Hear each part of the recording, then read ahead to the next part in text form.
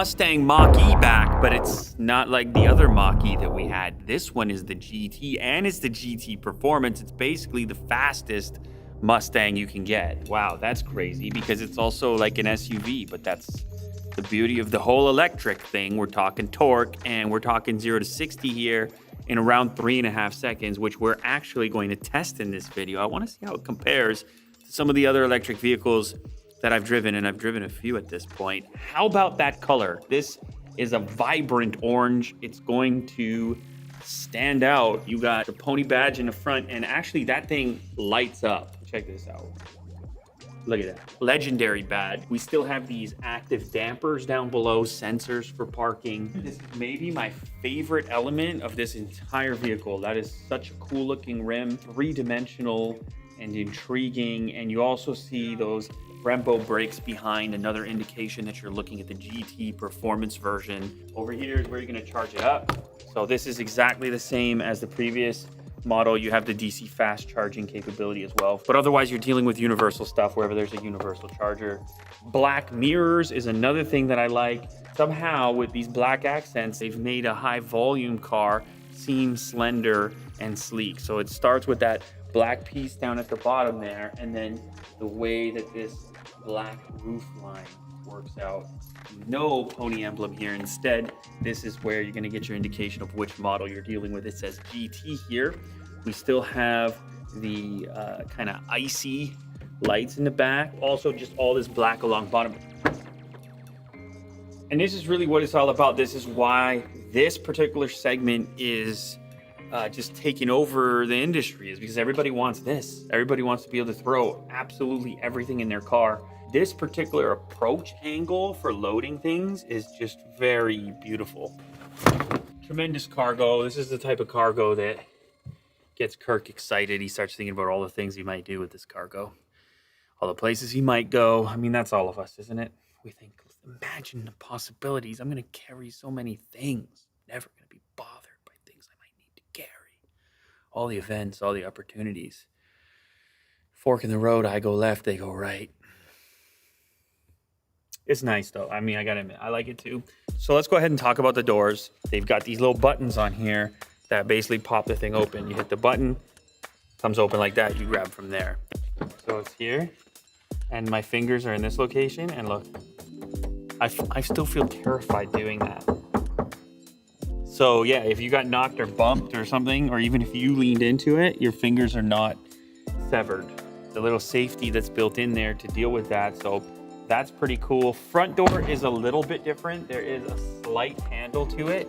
So you hit the button here and you can either grab there or you can just grab right there. By avoiding this, you make things very sleek this way, and I'm sure Ford will probably tell you that there's some kind of drag improvement that comes from not having to have any kind of door handle. I think it just creates a sleek look. Funny enough, there's still the passcode entry as well if you happen to not have access to your key or something like that. Can I ask you a question? Go ahead. Have you ever once in your life? No, never. I have it on my every Ford car I've ever had, including 2 right now. Shout out Ford. Yo, you got to get me the new Raptor though, like ASAP, please and thank you, because I haven't even seen one yet. Those are hard to get. Those are hard to see. That new Raptor's not on the road. Mr. Ford, see what we can do. All right, so this is a really cool interior. It's kind of like an almost Alcantara-like feel. What's cool is, as I look at this chair from this angle, you can see almost 2 racing stripes underneath, but then if you're directly over top of it,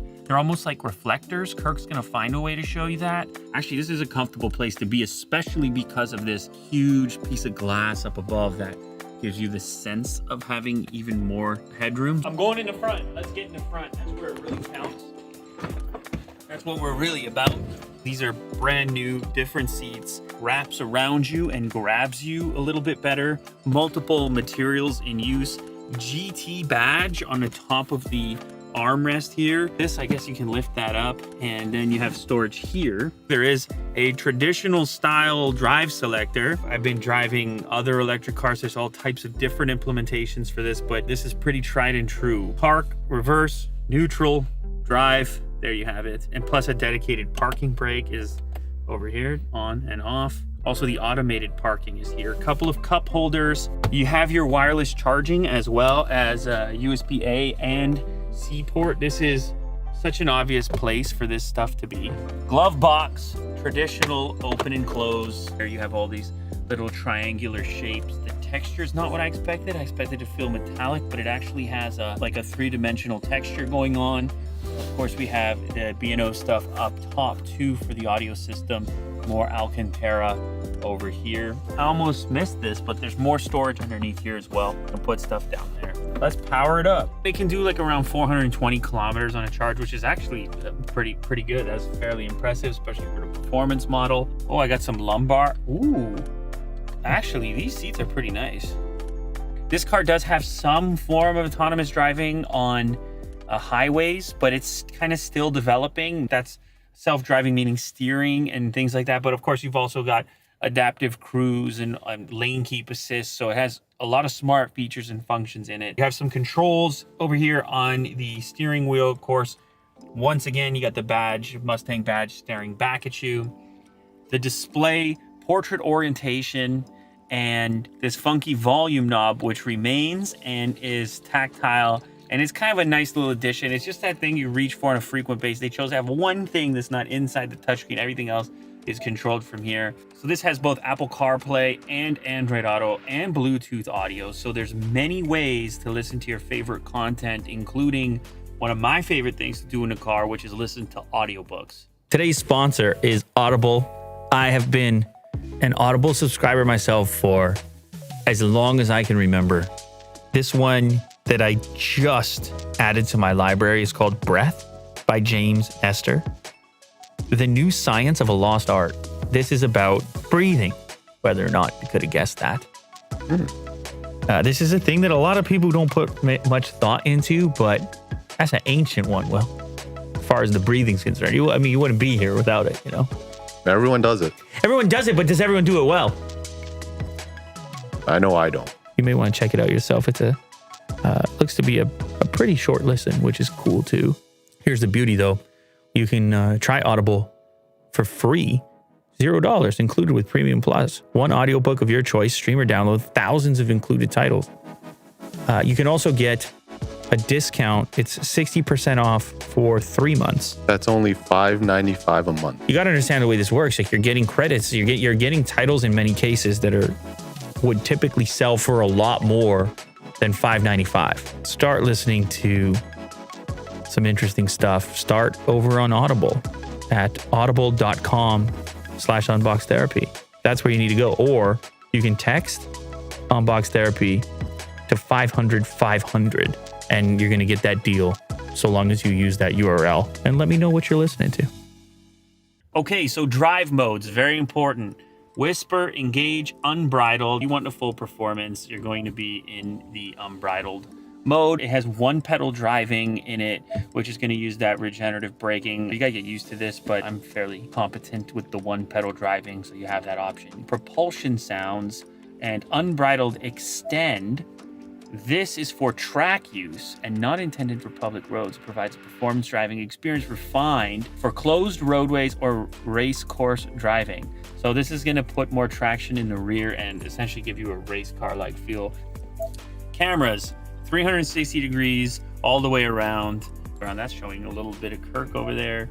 So then we can select a few different ones. I mean, you got to have, it's a very nice thing to have, the modern comforts. It'll also park itself, driver assistance modes in here. I mean, it's tons. Auto hold, speed limit assist, lane keep, pre-collision assist, rear view camera delay, blind spot information, cross traffic, reverse brake assist, and driver alert. And this is not the only display in a vehicle. There's also a display here, and they've actually found a way to fit it inside the opening on a traditional steering wheel. So it actually all fits in. Nothing is really obstructed. This is going to show you key characteristics like the range of the vehicle, charge percentage, your speed, of course, and then if the sensors are picking up anything that happens to be around you, obstacles, things to be worried about. And then, of course, this unusual handle for releasing the door. You just pull back on it like this, and you're out. It's kind of a singular motion type of thing. Frankajar might be the best new word in the English language. It's that town in Iceland. No. It absolutely has a frunk. Electric vehicle. It's a must. And this one has a drain, and it's a big one too. Plus 2 cup holders or beer holders or whatever you want to hold. It'll drain down at the bottom. You could put luggage, you could put ice, you could put more of Kirk's camping gear. It's completely up to you. It's sealed off in the front end here. Other than that, I mean, all you got is your washer fluid. You don't need to see anything else. Pre-collision assist. Sick. Lane change assist. Oh, this has very effective lane keeping. It's asking me to keep my hands on the steering wheel. Like if I go towards this center, look at that. Just pins you back in very smoothly. The seating position, the suspension, and just like the sight lines, very SUV. I'm gonna let those cars ahead have a little more space and switch to unbridled.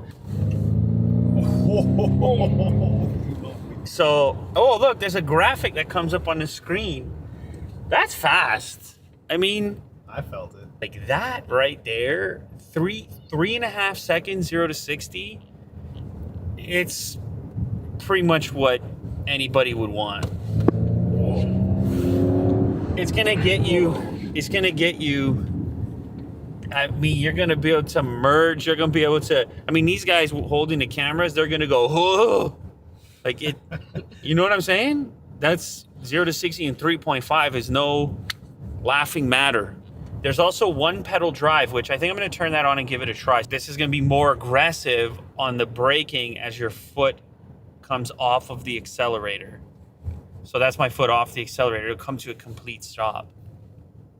We should probably do from 0, like a launch from 0. So since there's nobody, that person's pretty far behind me, I'm gonna go right to 0. They're gonna be like, what are you doing? And I'm gonna just be like, there you go. All right, that's, whoo! Yeah. That'll get you there. Mo liked it. I liked it. That was fun, man. Be like, there you go. All right, that's, whoo! I mean, that's definitely what the GT badge is about. And as practical as Ford made this car, you had to know when they put the Mustang name on it that they're going to have to bring some performance. And this is the model that does it, the GT performance model. That's the whole kind of agenda. And it's great because it kind of keeps the dream alive. You're going to get that practicality. It's going to be your everyday car. When you lay down the accelerator, you're also going to go